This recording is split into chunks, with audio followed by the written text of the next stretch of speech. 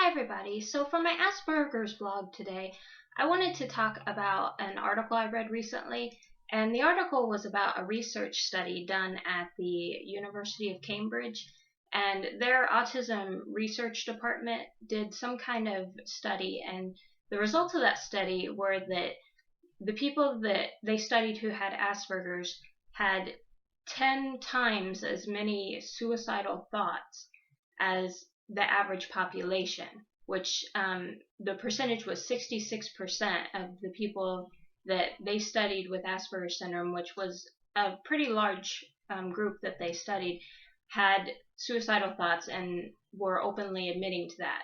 And then it went even further to say that, they had a much higher suicide attempt rate than the average population, and that they even had a higher suicide thought rate than those who have one, two, or three or more medical conditions, and even those who have a psychotic illness, which really surprised me that the people with Asperger's would have a higher suicide thought rate than those who have a psychotic illness.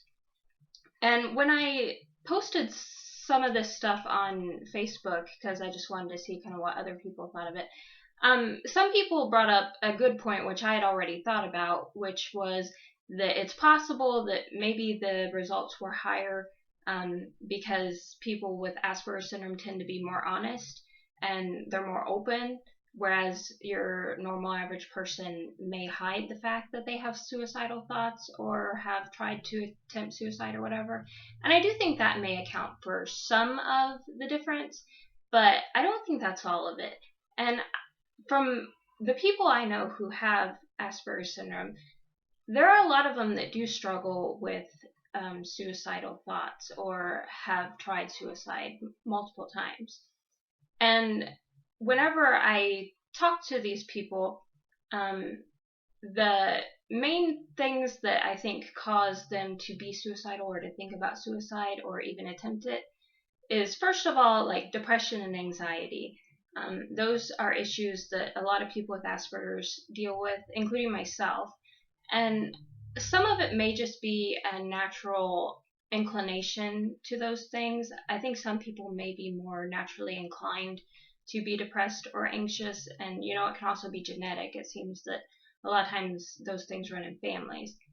But aside from just the fact that they have struggles with depression, anxiety, a lot of the things they said made them feel like committing suicide is loneliness and an inability to make friends or have meaningful relationships. They struggle to connect with people, and I can definitely relate to that too. I feel like I'm deeply connected to my husband and my mother, but outside of them, I find it kind of hard to connect with other people.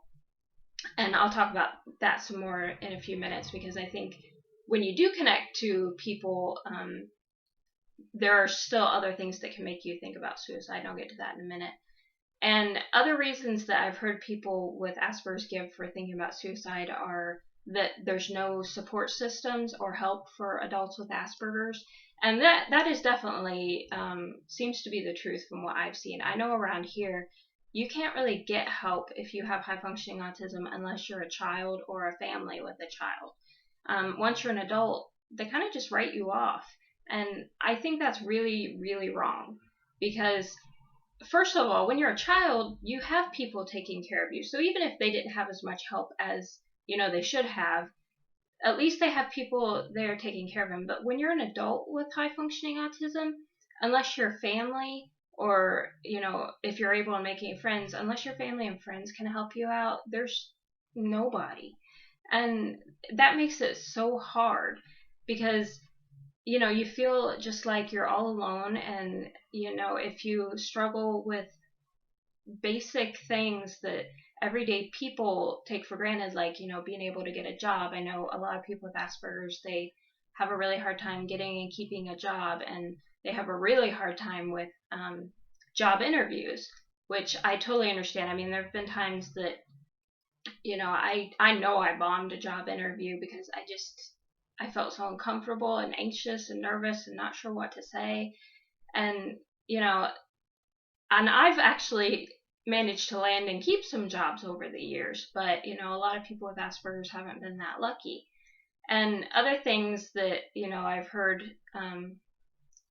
people with Asperger's say lead to thoughts of suicide is, grief and loss of a loved one. And this kind of brings me back to when I said that I was deeply bonded with my husband and my mother.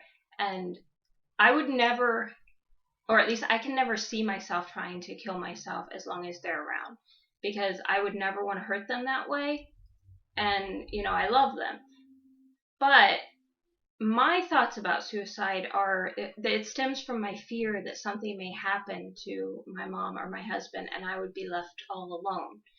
And I often think if that happened, which, God forbid, I hope it doesn't, but if it does, I definitely think that there's a chance that I might do something that I wouldn't do normally.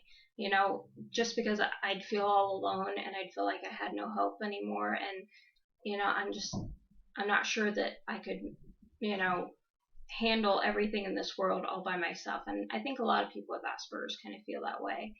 And so even if you have loving relationships, you may have this anxiety that something will happen to them, or that maybe something will break up those relationships, which I don't really fear about that. I mean, I can't see my husband personally ever leaving me, or, my mom breaking off our relationship or something. So mainly I worry about, them dying. But some people don't have as stable relationships. And so they may fear that, they're going to just be left, somebody's going to walk out, or things like that. And so I think all of those reasons kind of contribute to the fact that people with Asperger's syndrome may think about suicide a lot, or may even attempt it. And I myself, I'm fortunate. I've never been in a place where I was so desperate that I actually tried to commit suicide.